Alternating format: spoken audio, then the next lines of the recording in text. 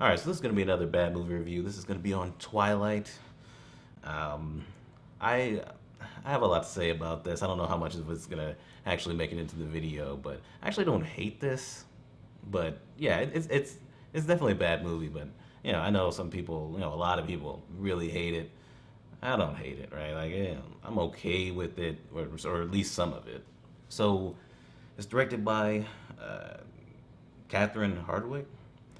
And so in this, Kristen Stewart plays Bella Swan, and she's living with her mother in Phoenix, and her mother and her stepdad, I think. And she's moving to go live with her dad, Charlie, played by Billy Burke, in Forks, in Washington, because I guess the mom wants to go off with the stepdad because I think he's a baseball player or something like that. You get some voiceover narration to show just how bland this character is, but we'll get back to that. So she goes to Forks. Her and her dad, they don't really have the best relationship. They're kind of distant, um, but they for the most part seem like they get along. Um, and she starts going to school, and as soon as she gets to school, all the kids are constantly all over her. Really, all the guys like her and all this, and they even like force themselves to laugh at her bad jokes. So after that, she finally actually gets to see this weird group of kids, the Cullens. They're all adopted by a doctor, Carlisle, and they all live together, even though they're in like little relationships and things. There's Jasper and Alice, they're in a relationship. Emmett and I think it's Rosalie, they're in a relationship. And then you have Edward Cullen, played by Robert Pattinson, and she's already like interested in the guy pretty much right off the bat. They're like kind of staring at each other. There's a lot of that in this. Um, he's kind of weird. They have a class together, and he's like writhing in pain the whole time. And then he takes some days off because of it. And when he finally comes back, they have this really awkward moment, like awkward dialogue with each other. They're really awkward with each other right off the bat to the point where it's like, wow, is there supposed to be chemistry here or what? Well, I don't really like the rain. Any cold, wet thing, I don't really. Eventually, she almost gets hit by this car or this van by this other guy that's driving that she knows. And Edward just like stops the van out of nowhere, even though he was across the parking lot. So at that point, it's like, okay, something's going on here. This is more than them just being weird. So she starts looking into it and things like that, but she doesn't really know. She's researching it. I think she was going to the bookstore. She was leaving the bookstore or something, and a group of guys, get all around her. They want to pretty much rape her. That's the thing in this series where like rape gets gets brought up quite a bit. Edward scares them off by just like staring at them. um, and then they go to this diner and they talk, and he reveals that he can read minds. And I guess she believes him at that point, and she feels that he's cold. So she does some more research, and then she confronts him, and she says, you're a vampire, and he, admits it, and there's this whole thing where you can run really fast. He throws her on his back. And he can run really fast, all these different things. But after that reveal, at that point they're pretty much together, and he brings her over to see the family and all that. He watches her sleep. It's creepy as fuck. But eventually they go out there to play baseball. And the baseball scene is actually pretty fun. It's stupid as hell. It feels really random, but it's actually pretty fun. And then some other vampires come up, and they happen to be the vampires that have been like killing people recently in Forks. Um, and one of them smells that Bella is a human, so now he's pretty much trying to kill her, right? Like that's the I guess the main conflict. I mean, the movie's long. They have to get to a point where it's like, oh, there should be something happening, right? Like there should be a climax of some type. That character was James, and Victoria, I guess, is his wife or whatever's going on. They're together, and that becomes a thing in the sequels. So James is tracking him, well, tracking her, and they're trying to like throw him off the scent and things like that, lead him away. They go back to Phoenix, and then somehow James goes to her school, finds out where she lives, and then finds out that she used to take dancing lessons. So he goes to this place that she used to dance at, and she goes there to confront him. She gets bit. The vampires come in. They kill him. I guess to kill a vampire, you got to rip him into pieces and burn him.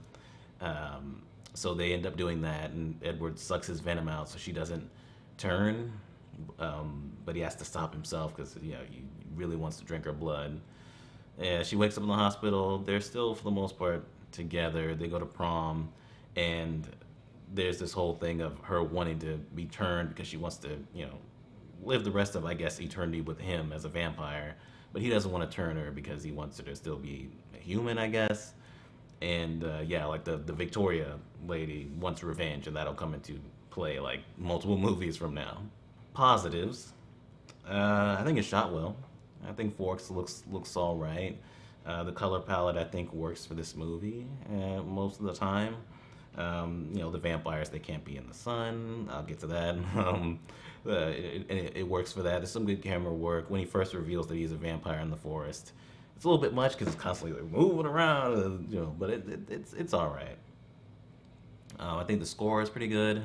How it like ramps up when he throws her on his back for the first time and starts running and whatever. Yeah, that's all right. There's some songs that I like on the soundtrack, so that's also a good thing.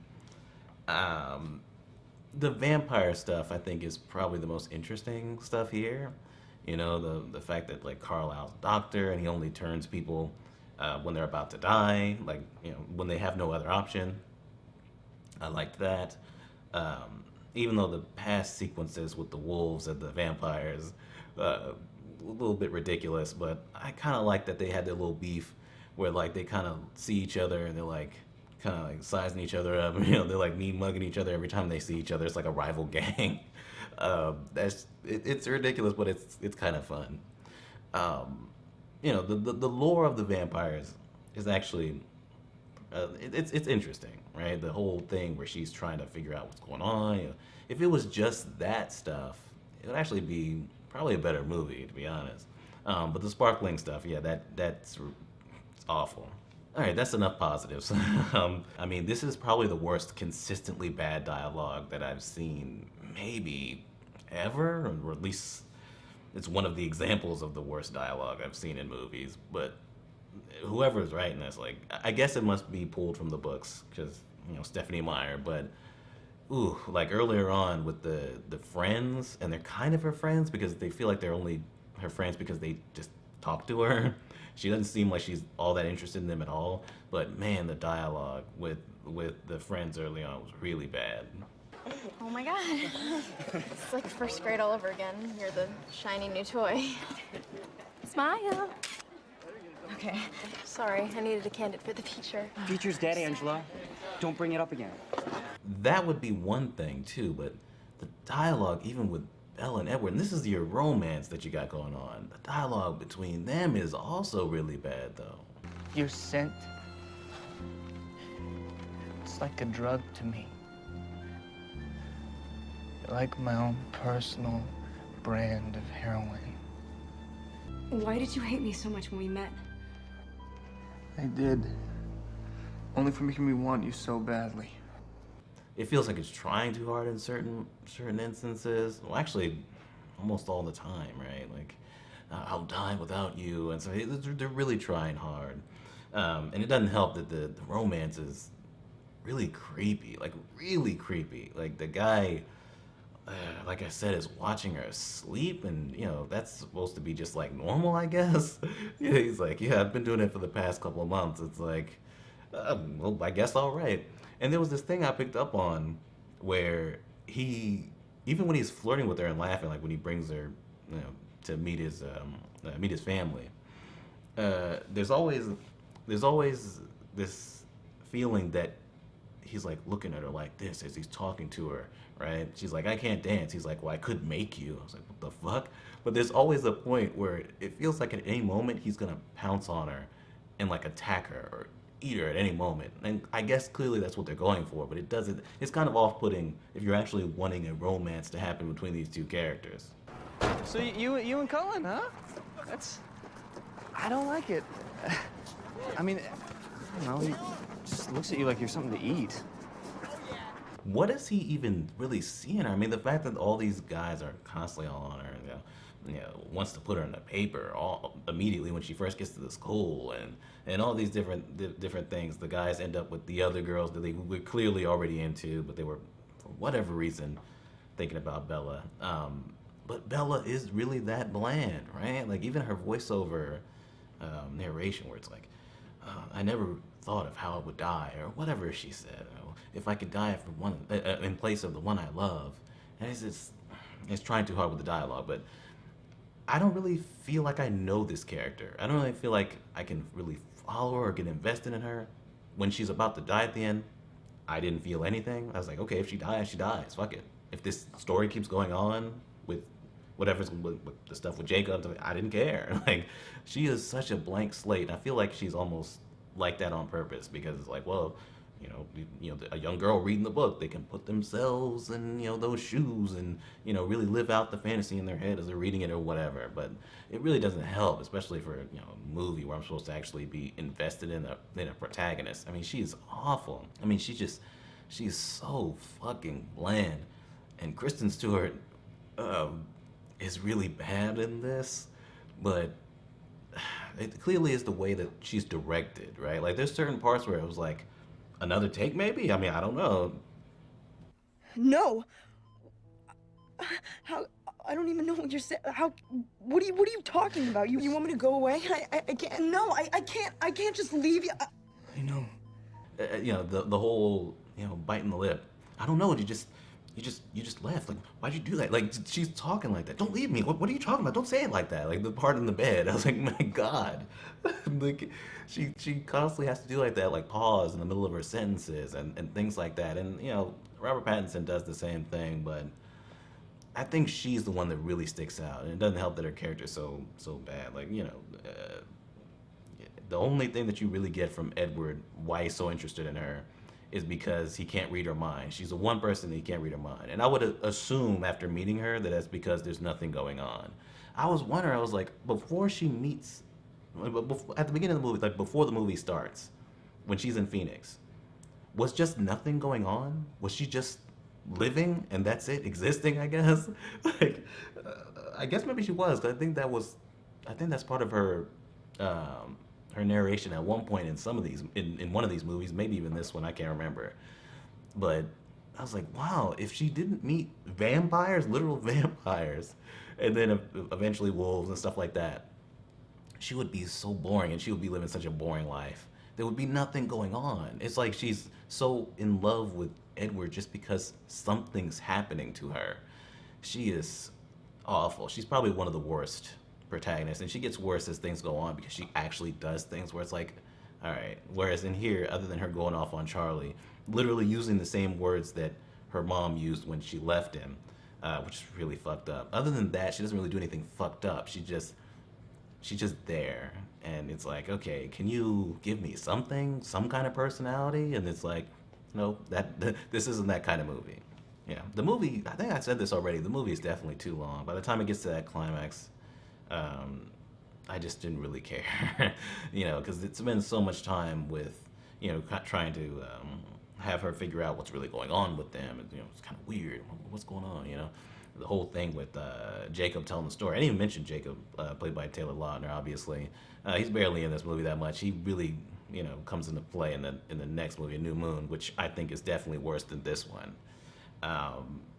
It feels like it could be shorter, but it's really taking its time with a lot of things. And some things are interesting, like I said, and a lot of them aren't. And the writing is really, really bad. Like, I can't tell you how bad this dialogue is. Like, I could not believe it. It was to the point where I was like, that alone could get me to turn this off. I guess that's it. Like I said, some of the stuff is interesting with the vampires. I will say one thing that I thought was weird. They keep moving from high school to high school, right? Like they have these graduation caps from all these high schools that they've gone to, right, for all these years. And I'm thinking to myself, why are they going to high school multiple times? Like they look old enough to where if you told me Edward was like 18 or 19 or 20, I mean he's 17. If you told me he was, you know, like 20 or whatever, I'd believe you, right?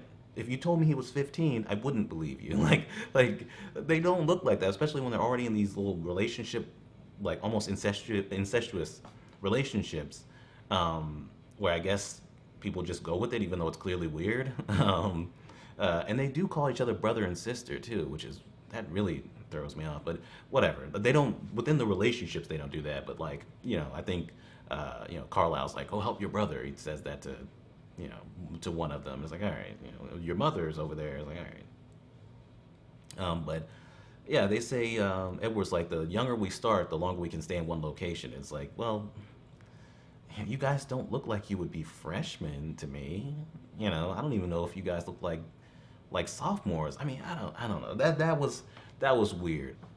But the movie itself, I think it has enough interesting things in it, or enough okay things in it, especially for its demographic, that I'm actually not going to go trash. That might sound insane to you, especially if you've seen some of my other stuff. But I'm actually going to give this a rental instead. I do think it's watchable, right? There's some parts of it that I actually did like, even through the bullshit. So subscribe if you want to, like all that good stuff, and we're done.